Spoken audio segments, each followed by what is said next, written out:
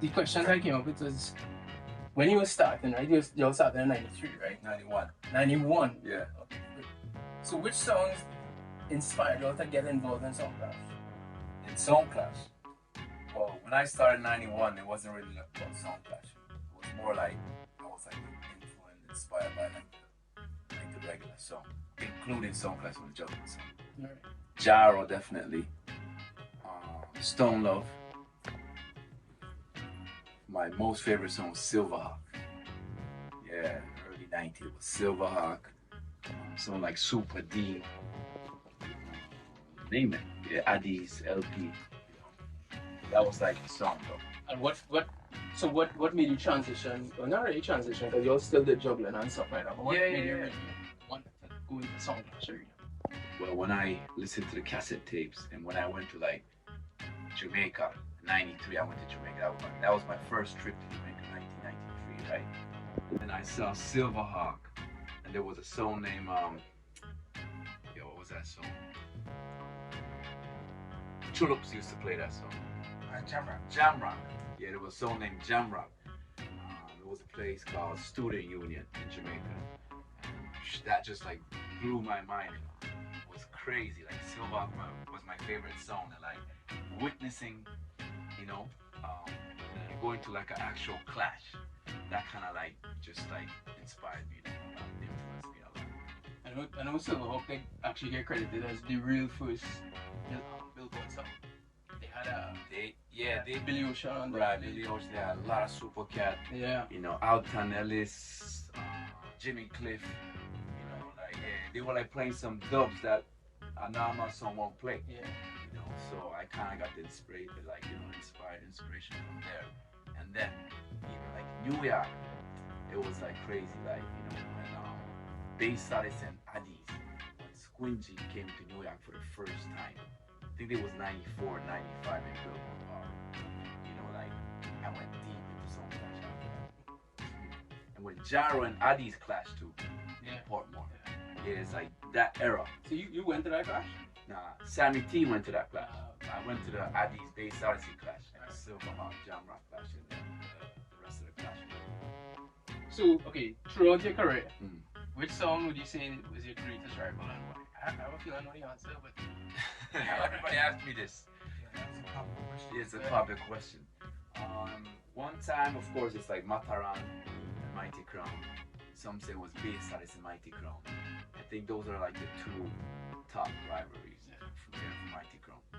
And which song was your favorite song to clash against? Favorite song? Yeah. The clash against, yeah. Like you enjoyed those clashes? Both of them still. True. Yeah, I enjoyed it, but I didn't enjoy it. If you win, you get that nice feeling. But if you lose, you're not getting that enjoyment. So again, Chin, you talk about in your podcast, you talk about the behind the scenes when it comes to experiences with cutting dubs and specific experiences. What other specific experiences like were really memorable when it comes to cutting dubs and even like backstage and clashes, like interaction with sound that the crowd wouldn't even know about and stuff like that. Like the behind the scenes. Yeah. Which dub you would say? There's so many. There's a lot there. There's one time that we were clashing with Bass Odyssey, and we were trying to really get prepared, right? Because this would have been Mighty Crown's first encounter with Bass Odyssey since winning World Clash '99, and Bass Odyssey wasn't able to come due to visa restrictions. So the sound clash industry, the fans really wanted to see this whole situation, right? So we knew that it was going to be big, so we started to really dig deep into preparing for the clash, right?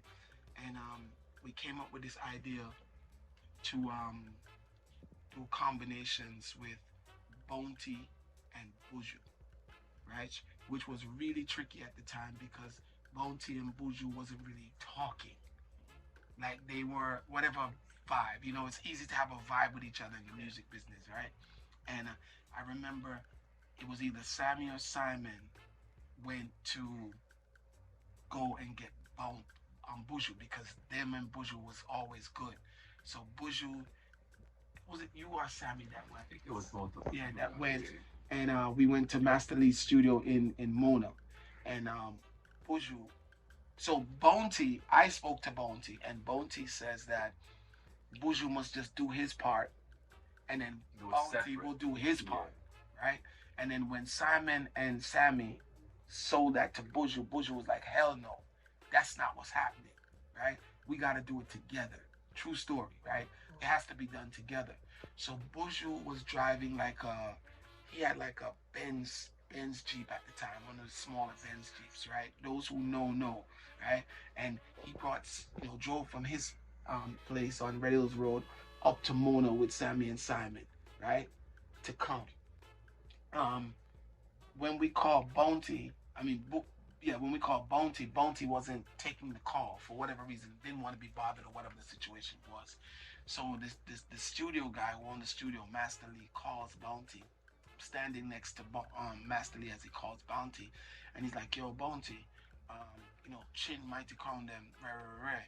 So Bounty, Bounty kind of always angry, cross, miserable, like, yo, but don't tell him on them already, what am I, it was fussing, right?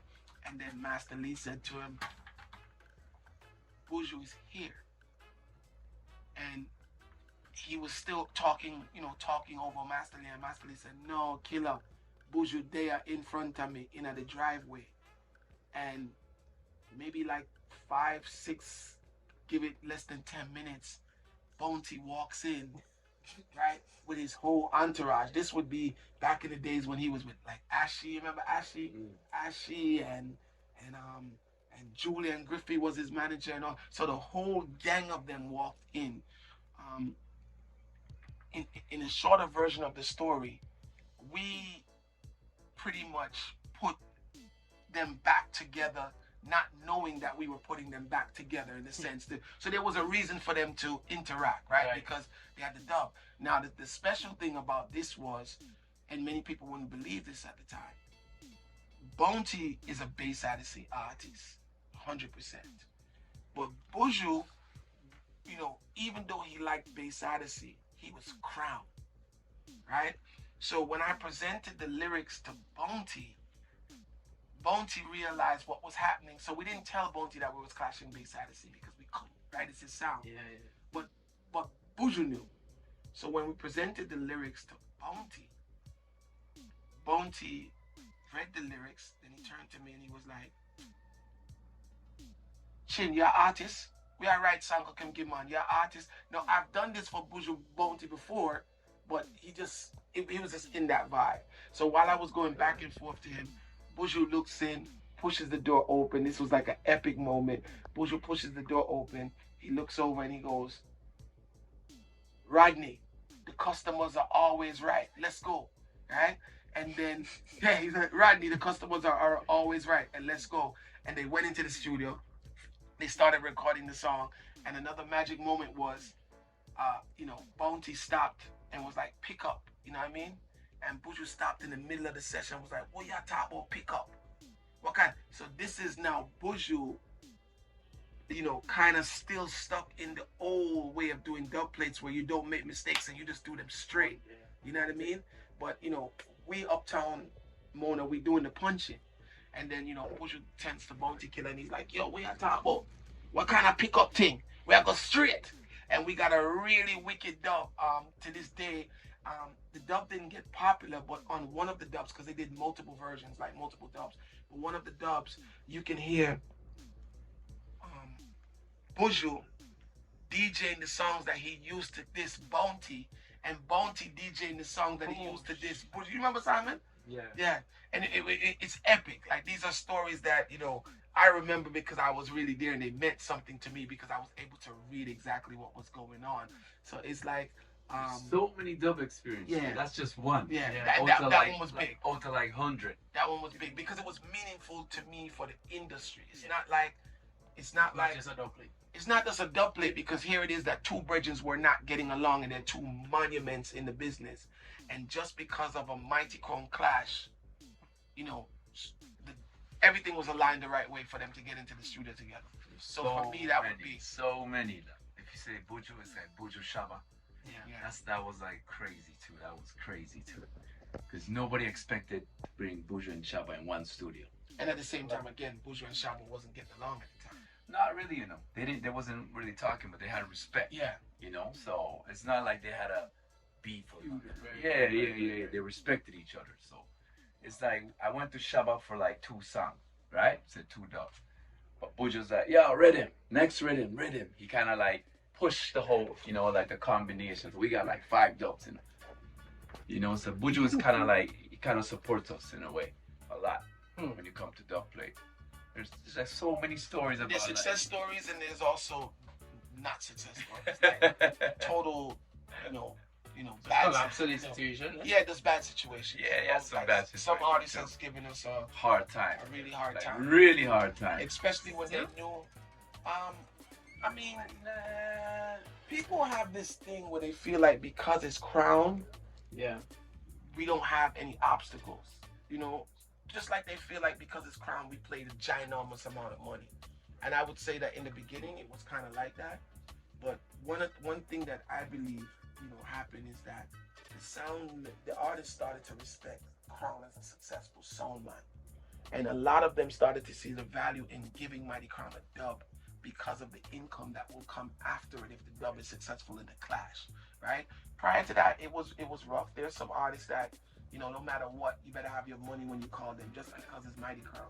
It doesn't matter who. Yeah, but a lot of them, they started to realize, so you would see when a Crown comes into the studio, even if it was a money thing, you could see that extra effort being put into making the dub play really, really, really special and the forward really, really special because, they didn't know that we understood that you guys are basically advertising right now. Correct. I mean, that's what you're doing.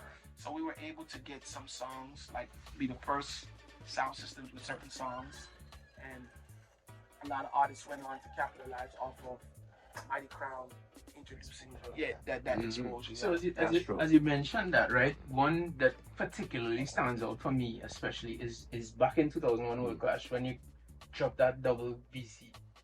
Like that was insane when I first heard that. I was like, because first of all, the intros are the same for both songs. It's the same song. So you didn't even know when I was pulled up that it was a different dub that was being played. Played back to back, right? Yeah, the dubs were insane. The way it was played was blew my mind. That blew my mind. So I could see after that, VC probably got a lot of work. Of course. 100%. Yeah, 100%. Yeah. We did that for VC, and this is just off of my head. Itana was another dub that we bust. Taurus Riley was another dub that we bust too. They're talking about early career. Dwayne Stevens was another one that we bust. When I say bust, is like, where people say, oh, wow, I'm going to go get that dub. Dubs that we did damage to, where people were voicing them, but then they started to get voiced in Sound Clash. I would say like Panda River, Panda Bank, Elephant Man, you know what I mean? So there was a lot of dubs that people just thought was ordinary dubs. Because think about it, all sound man did the same thing. If you hear a Sound Clash and a dub tears up the Sound Clash, you want to get your version of that dub, you know what I mean? So you can imagine Crown, Sammy T. Simon, Ninja on the stage and getting something brand new and presenting it, and it tears apart the Clash. Everybody's going to want it, So, another question, right, is out of all the eras of Sound Clash that you know about, which sound do you wish you had a chance to clash against they didn't? That's a good one. I guess we clashed almost everybody. So there's. But even like before. Oh, you mean like? Time That would maybe like Silverhawk. Can I get that from the beginning? Back in the day, Silverhawk. Yeah. Yeah, in the prime, yeah. Right. I would have probably wanted to clash. 2 sounds. IDs with Mataran and Face. That too. Right? And Bodyguard with Links. Insane. Those are the That would those be those Because those clashes would really test how strong you really are. You know? All right. So, this is more about like reggae music, right? We see so many people talk about the current state of reggae music, from Bounty himself to Songmen. Right. What I wanna find out is what's the current state of reggae influence in Japan, Current and state of reggae. why is Japan's role in reggae music so important, and what could be done to change that, to change its Um, current state? Back in the days, let's say, reggae was there from like I guess early '80s in Japan. You know, when Bob Marley started come, I think Bob Marley came like 1980 or '81. There was a bunch of like reggae people there, but it wasn't really, it was a different setting. And then when Japan Splash, they call it Reggae Japan Splash, right? That was a thing called. It was a big show. That started popping like '84, '85, and when Sugar Miner came through, Sugar Miner actually taught like the Japanese people what sound system culture is in Japan around the '84, '85, '86 era. And then you had some, like local sound started popping from like maybe like the '85, '6, '7, them era there, right? And then you had this, well, the reggae sunsplash was really big, from like 1990, 91, 92. But it wasn't about sound system culture. Like nobody was like focusing on the sound system thing like we, so Right. um like so we kind of brought this to like a way different level from around like 95, 6, 7, 8. We're like underground, like street kids, like it was popping, back in the day. We had some other songs like us, from my town, from Tokyo, Osaka, Nagoya, like different cities, right? And then it started just like growing and growing, and then maybe like around 2000. That's when like maybe like 2000, early 2000, let's say. That's when like dance on reggae became really big in Japan, like really big. When Champa bus, when the Duali, Duali rhythm bus, when Ellie bus, that's when like the whole movement came on in Japan. It was like really big, and then that's when we started doing like outdoor shows in the Yokohama Reggae side. We got from like 150 people to like 10,000 people to the stadium in 2007. Yeah, like a baseball stadium, full of the stadium. But I guess when time travels, time to keep on changing. Everything keep on changing. So back in the day, people was listening to like Jamaican dancehall and reggae. But this state right now, like this, like let's say 2023, since COVID, maybe like before COVID, right? I don't know, like people start like kind of like stop listening to like dancehall and reggae, like before. Let's say you got people listening to it hard, Don't get me wrong. But it's not as big. It's not like the early 2000s or the 90s. It kind of changed. What do you think changed it? I think it's the rhythm first Yeah. and the lyrics. Well, people don't understand the lyrics in Japan, but it's more like the rhythm. People in Japan love like the happy rhythm. Like when John Connor and them rhythm was like popping, right? Like it was like it make you move, dance. And it's like it's like positive energy and everything. But nowadays it's like more like dark rhythm. Yeah. You know what I mean? Like trap dancer is like more like the chopper music is like it sounds like hip hop and it's dark. But people, the young kids love it, man. I'm not gonna fight it. I love some of the songs. I've been playing that song, so but it's just different. Actually get credited as the real first Billboard song. They had a Billy Ocean on Right, there. Billy Ocean. They had a lot of Super Cat. Yeah. Alton Ellis, Jimmy Cliff. Right. They were like playing some dubs that a normal song won't play. Yeah. So I kind of got the inspiration from there, and then even like New York, it was like crazy. Like when Bass Artists and Addies, when Squingy came to New York for the first time. I think it was 94, 95 in Biltmore Ballroom. Like I went deep into Sound Clash after that. And when Jaro and Addies clashed too in Yeah. Portmore. Yeah. Yeah, it's like that era. So you went to that clash? Nah, Sammy T went to that clash. I went okay. to the Addies Bass Odyssey clash and the Right. Silverhawk Jamrock clash and the rest of the clash then. Right. So okay, throughout your career, Mm. which song would you say was your greatest rival and why? I have a feeling I know the answer, but Everybody asked me this. Yeah, that was a popular question. Yeah, it's a Yeah. popular question. One time, of course, it's like Mataran Mm. and Mighty Crown, and some say it was Bass Odyssey and Mighty Crown, I think those are like the two top rivalries. Yeah. For Mighty Crown. And which song was your favorite song to clash against? Favorite song? Yeah. The clash against. Yeah. Like you enjoy those clashes the most. Both of them still. True. Yeah, I enjoyed it, but I didn't enjoy it. If you win, you get that nice feeling. But if you lose, yo, you not get that enjoyment, man. So again, Chin, you talk about in your podcast, you talk about the behind the scenes when it comes to like experiences with cutting dogs and specific experiences. What other specific experiences like were really memorable when it comes to cutting dogs and even like backstage and clashes, like interaction with sound and that the crowd wouldn't even know about or stuff like that? Like behind the scenes. Yeah. Which dog you would say? There's so many. There's a lot there.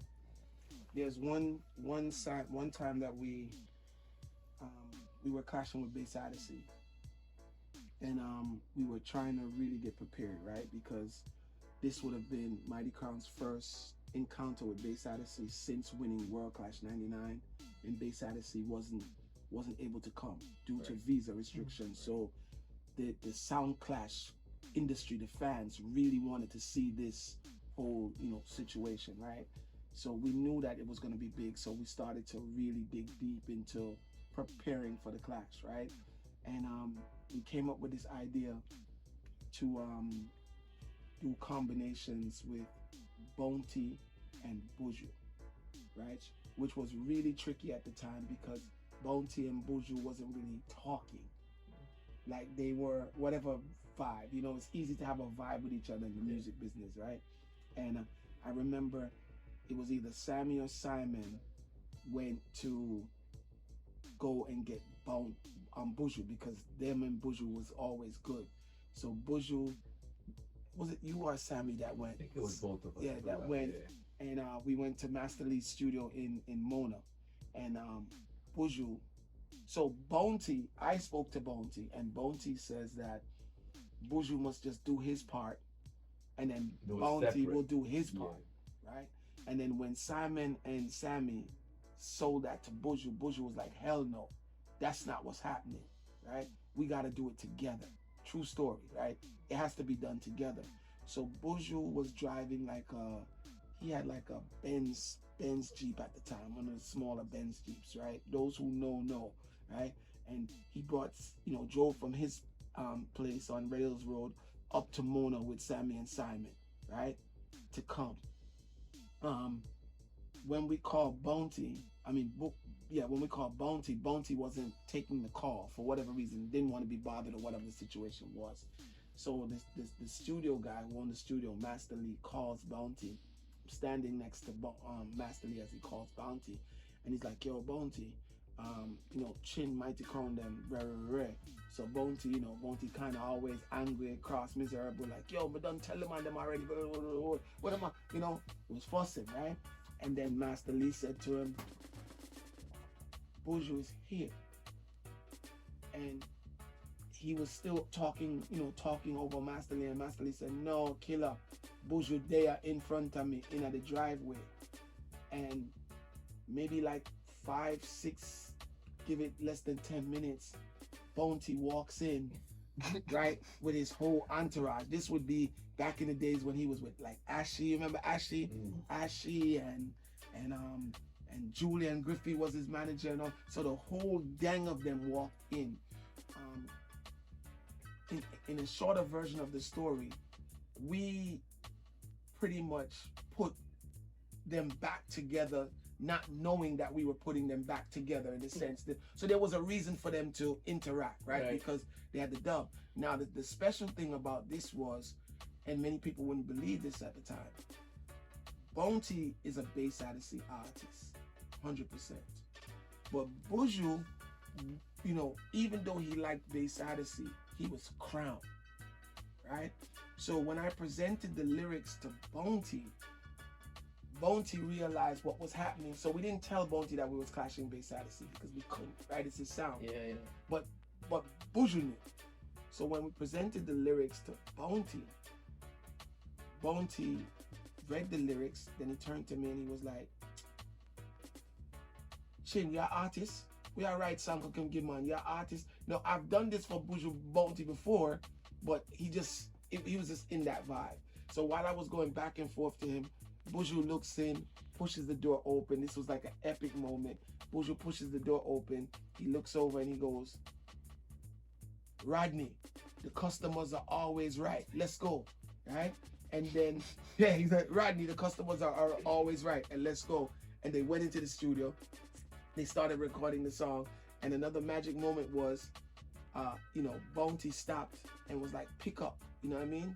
And Buju stopped in the middle of the session and was like, what y'all talking about? Pick up. What kind? So this is now Buju, kind of still stuck in the old way of doing dub plates where you don't make mistakes and you just do them straight. Yeah. You know what I mean? But, we uptown Mona, we doing the punching. And then, Buju tends to Bounty Killer and he's like, yo, we are talking about what kind of pickup thing? We are go straight. And we got a really wicked dub.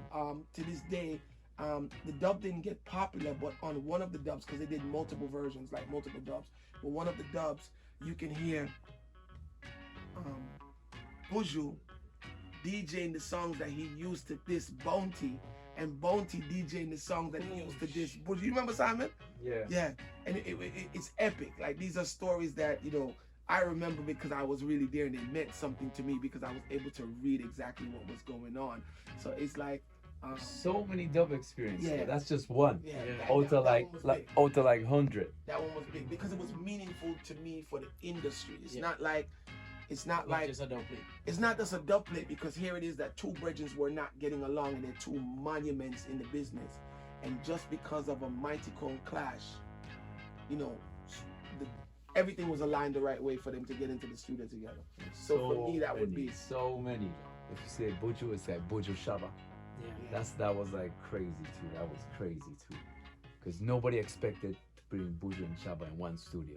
And at the same time, again, Buju and Shaba wasn't getting along at the time.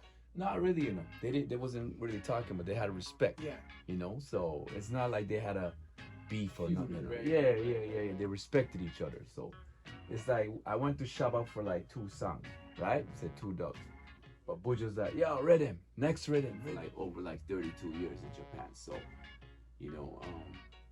that's what I'm seeing right now. So, Chin, with the same kind of question, right?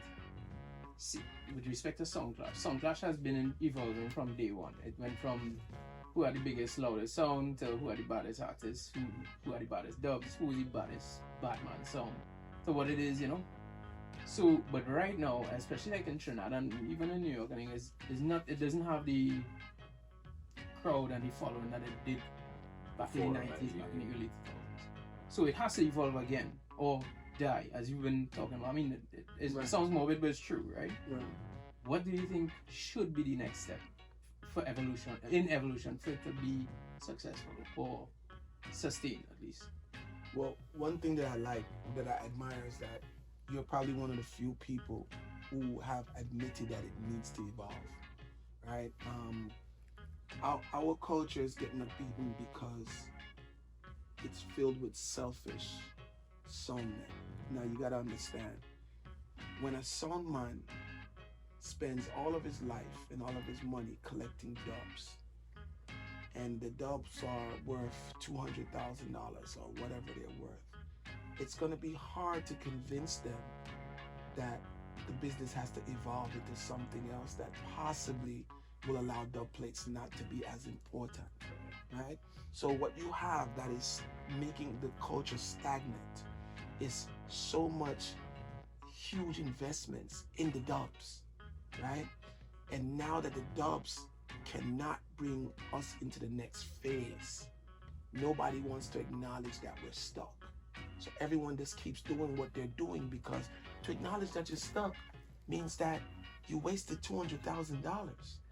You understand what I'm saying? Yeah. But in order for our industry to move forward, based on my professionalism, based on what I've been doing in industry for the last 25 years, the dub plates have to be removed. Maybe not entirely, but Sound Clash has to go back to, 45. if you feel like you want to play a dub, play it, but it's not mandatory. Yeah.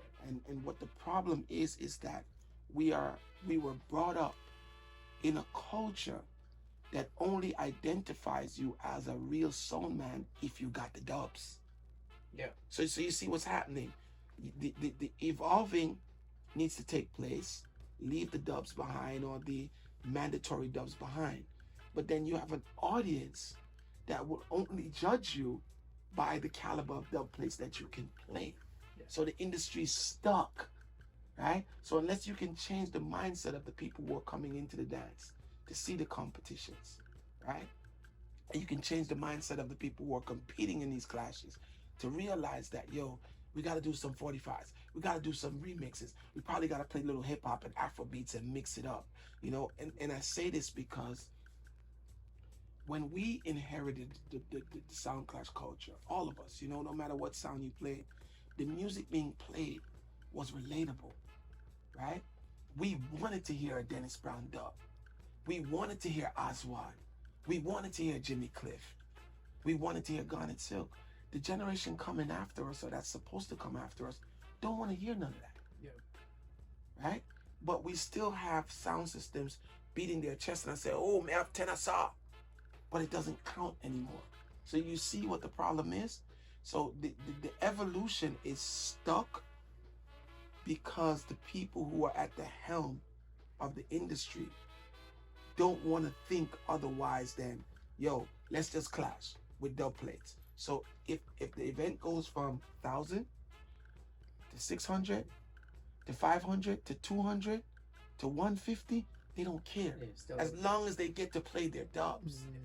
You understand? So we're at a point in sound clash culture now where it's almost that we're doomed.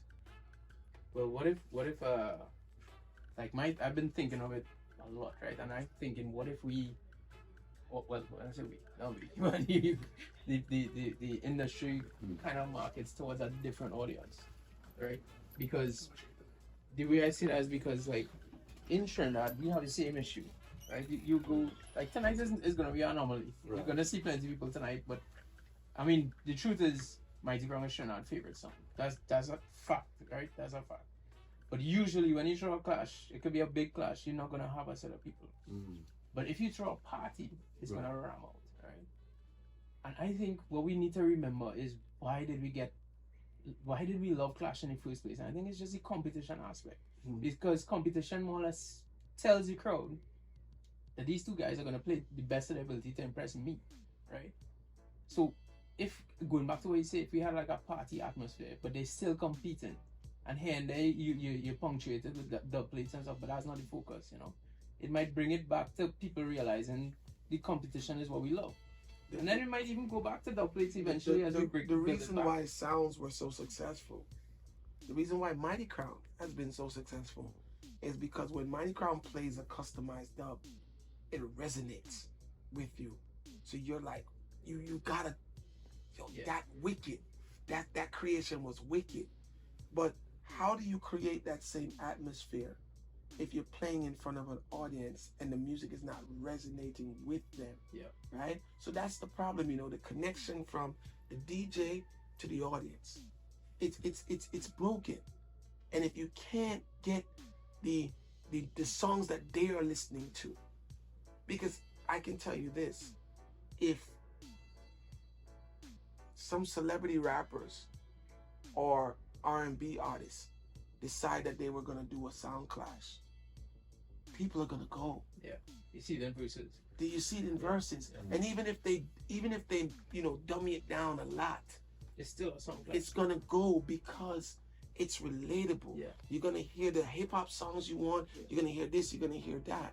But when you're stuck in one realm, and the realm that we're stuck in, think about it. Crown is retiring. Yeah. Simon is what, 51, 52, right? I'm almost 50 now. 51 is it.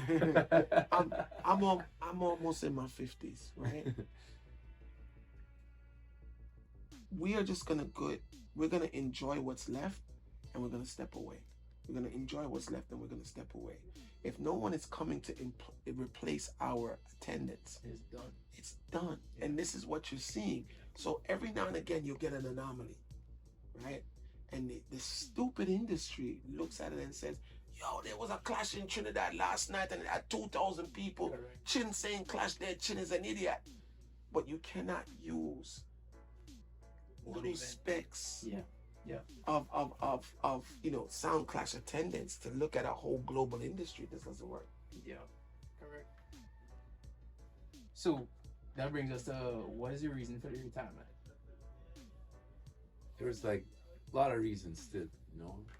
We've been doing this since we were like teenagers. Like I was 18, Sammy was 16, and the rest of the crew was like 15 years old. We came like way back, right? And then one of our dream, right, as a sound system, as Mighty Crown Sound System, was to like clash against like the top leagues, win world clash, you know, and we won. We accomplished what we wanted to accomplish as a sound, you know, like won world clash 6 times, UK Cup clash twice, Jamrock Cruise 3 times, you know. So that's one reason. So what's next for Mighty Crown to go up on the next level? I don't really see it right now in the clash scene. But what is next then? If it's not clash, That's what I'm searching, you know. Oh, okay. Yeah, you know, because like sometimes I've been talking about this in every interview. Say like sometimes you need a change to like go up on the next level. Mhm. But you know, like Chin said, a lot of soundmen is stuck in the 90s because they've been spending like 500 grand, like a mil, so they can't stop in a way. Yeah. You know, but we like brave enough. We're like, you know, like to just say, yo, we're gonna stop this. You know, that's our style. You know, some people might say, yo, yeah, idiot, rare, but yo, we don't watch that. You know, we want to go to the next level. Plus, we're like grown men too. You know, like Chin said, I'm not 52 yet, but I'm almost reached it. You know, so age been like, you know, like Age plays a factor. yeah, it plays a factor too. And I don't want to be like in my 55 or 60 and say, yo, pussy, sucking mama in a clash, and I'm like, yo, I can't do that. So you know, you guys retiring is not the last we see of you. It's just probably in a different it's like format. retiring as Mighty Crown Sound System, like Yeah. playing song. Right. But Mighty Crown legacy is gonna go on. You know, like I don't know how. Right. You know, but we gotta, because like since we've been into this music so long, I can't just leave. Yeah, of course. You know, like I'm trying to do something like producing or uplift like the whole young youth, or you know, like It's only strange what Crown is doing, and I applaud them for what they're doing. Again, setting another standard in the culture, right? The only reason why what they're doing is not embraced by many is because the majority doesn't look at this as a job. They don't look at it as work. So if we look at the business the way we're supposed to look at it as business, you work for a certain amount of years and then you retire to go enjoy your life, right? You work as hard as you can, you save as much as you can, you build your legacy, and then you step back to go enjoy your life. That's what our parents did. That's what everybody does in business. Now, if we look at entertainment, maybe outside of our culture, it's the same thing that you see the big artists do, right? They pound the pavement, and then all of a sudden they fade. You don't see them. They went to enjoy their life with what was earned, right? For us, our culture, we think that sound systems and selectors must play until they drop down. They can't play anymore. So it's like the thing that you're supposed to do is leverage that celebrity to open another door for yourself. And again, I look at the American DJs, the real big DJs. A lot of them came in as DJs, and as soon as they got the celebrity, they went into producing. Yeah. Think about it. Most of the big hip hop producers were DJs. Now you can't even get them to play at a party because they opened another door for themselves.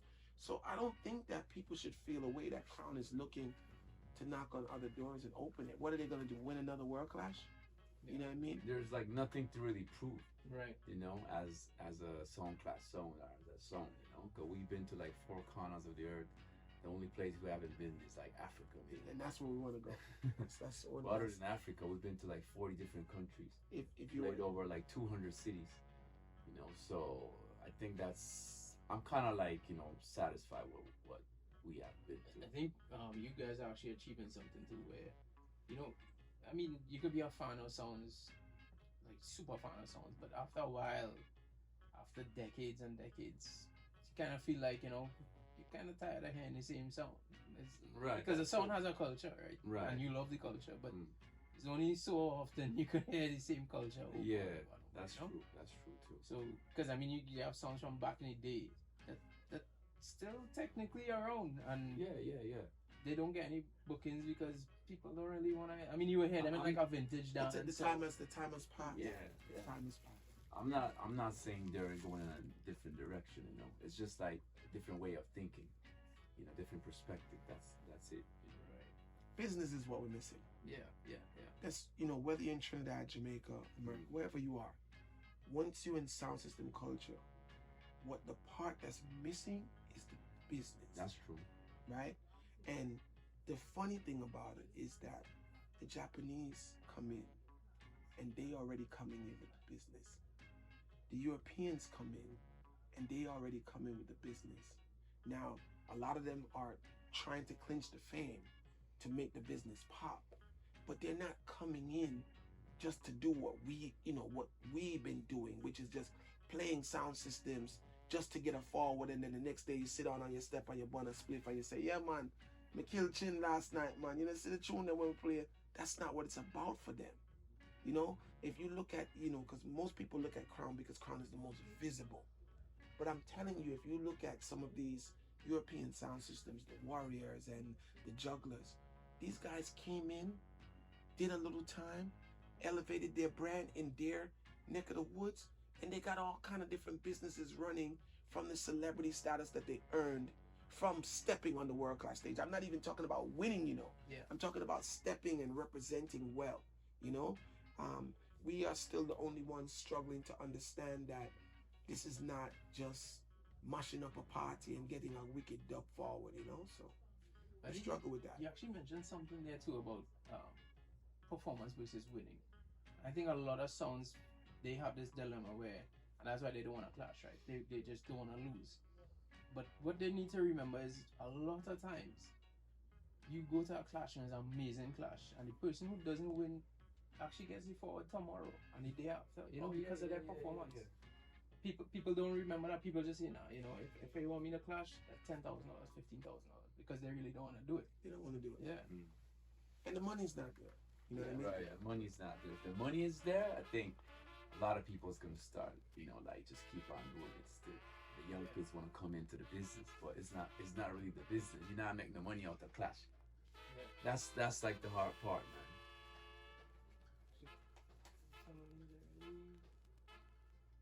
Right. So, just a few more questions. All right. From back in the day, we always had this issue with dub splicing and fake artists, and now in the era of AI, do you guys think that's gonna play a role? Because I mean, you're gonna have people like cutting Dennis Brown tomorrow. But again, it has already started. But right. Again, it's evolution. So what it shows you is that the next generation of sound system culture, the whole splicing argument and all of that stuff, it has to be thrown out the window, right? And what now we have to judge people on is their level of creativity. Yeah. Right? So if a man want to make a Bob Marley and Dennis Brown dub, and if he could bring it in the dance hall and it busts, and it busts, who cares? Agreed. Right. Because that's the essence of clash entertainment. And that's where we are now. But again, it's gonna be the traditional sound man and the traditional fans where I say, yo, them man they never dub out when Dennis Brown. How them get them dub there? Yeah. That's what it's gonna be. And again, I'm saying this because this is factual. The man them with the authentic dubs are gonna fight the progress or the evolution of the industry because it takes away the value. So if I can do an AI and do Garnet Silk and Dennis Brown combination, you who actually have the original one, what does it matter? I'm gonna go in the dance. I'm gonna play mines before you. You're gonna come in and you're gonna say this is the original, and nobody's gonna care. So it takes away the value. So that's what it is. This is like American football, where the linebackers are blocking the quarterback. That's what this is, you know. There's a bunch of sound men blocking the progress of the industry, because if the industry goes the way that it's looking like it has to go to survive, then they're not gonna survive. Whoa, come on, buddy, Mike. You're live. My brother. Mr. Brother, big man, what's going on? There, man. Welcome to Trinidad and Tobago. What you gonna do? That's the lyrics right on it. No. I was doing another interview with. Yeah. But I thought you kind of had the vibe. But we can't vibe. Nah, man, how if I going on? I know your thing good. I'm gonna chop it up and then go and pick up my kid from school. All right, so how much time now? Let's shut it Like down. 10 minutes, I don't take long enough. Alright. Kingston, you taking this shot? Yeah. Come on. You good? Let me just get one more question. One right? more question. This really. You wanna come out? You wanna come out? Nah, you can stop. Man. I didn't come here for start up. So this is related to Trinidad, right? And again, Trinidad, favorite sound is Mighty Crown. And you guys, as you say, been all over the world, so you could kind of see. So we have an issue in Trinidad where it is very hard to get US funds Okay. because of our economy. And as you know, dub plates, they don't cost TT dollars, right? Right. So, and Chin, you could kind of weigh in on this too, right? What advice would you give to sounds in Trinidad who have this issue but still want to compete in some way? Yo, this is a hard one, man. This is really hard, you know. Cause like you need money, you know, right? You need like US dollars actually to buy dub plate, but it depends on what you want to do. Cause you don't need a dub plate nowadays. You need 45, and let's say your AI kick in, do a remix, you know. So it's all about like, if you want to be a class sound, you need dub stuff, you know. So you need that US dollar. So you gotta find some way, like we did, like all the sound that did. But depends on what you want to do. Like I said, I don't think the Trinidad sounds should even go that route. And again, you know, I speak from I've been successful in the industry because I pay a lot of attention, and I'm always not trying to live in an illusion. If dub plates were the savior for our industry, we would have been saved a long time That's ago. true. right? Never gone You down. gotta think it in a different way. You understand? We would have been like all the way up on the Caribbean entertainment spectrum. Sound culture would have been up there, because we're spending $2 million, $3 million on dub plates collectively every year, and we're still all the way down here, right? So dub plates cannot be the answer for you to become famous. It's not based on dubs. So if you're a Trini and you find it hard to buy US, I say good. Because if it was easy to buy US, you guys would be wasting all your monies on dubs. True. Right? And you would turn around and be making the same mistake as all of the other sounds before you. You know, we only glorify the sounds then that we see. But think about this. For every sound man that you see with a big dub box, Mighty Crown, Addis, Bodyguard, Jaro, name it, there is 5 or 10 sounds for each one of those sounds that wish that they could sell their dub box today and make money because they didn't become famous. But they got a dub box, so they got all of the dubs. Just sitting down there. Just sitting down there. Think of those who didn't make it, the Super Ds, the Geminis, you know, just to name. Think of all of those sounds that were still equipped with dubs, but their selectors didn't become famous. What does the man 4x4 Exodus? What you think they probably don't want to give their dubs away now? Yeah. Or get back the money? Yeah. Think about it. Yeah, but I think like, you know, like the young sound, my advice is to use money and experience. Experience is the key, you know, to everything. That's what I learned. You know, like, so instead of like spending on dub, you don't have that dub money, you know, like you gotta find a way to like go somewhere, experience that, make a link, and the biggest problem of this whole sound clash culture is like branding and marketing. You know, I think that's like the biggest problem. Like Chin said, even if you have like million dubs, you're not top of the entertainment. You know, like you know what I mean? Like so you need to find a way to like let's say we collab with Nike, with Clarks, with Stussy and New Era and bunch of stuff, you know, that's like nobody ever done that. Opening doors. Yeah, like so try think in a different way, you know. Don't get stuck in like one way. That's my advice. You know, there's always a next door open. You know, so you gotta look like 360. Don't look like just like 180. That's my advice to the young selectors then. Well, guys, honestly, I could sit on here with y'all and Yeah. cover with Yeah, questions. when We you- can't do it, right? When we finish, if you have any more questions, you can ask. But Simon. like I All said, right, you guys- big up, big up, big up. Yeah, we can-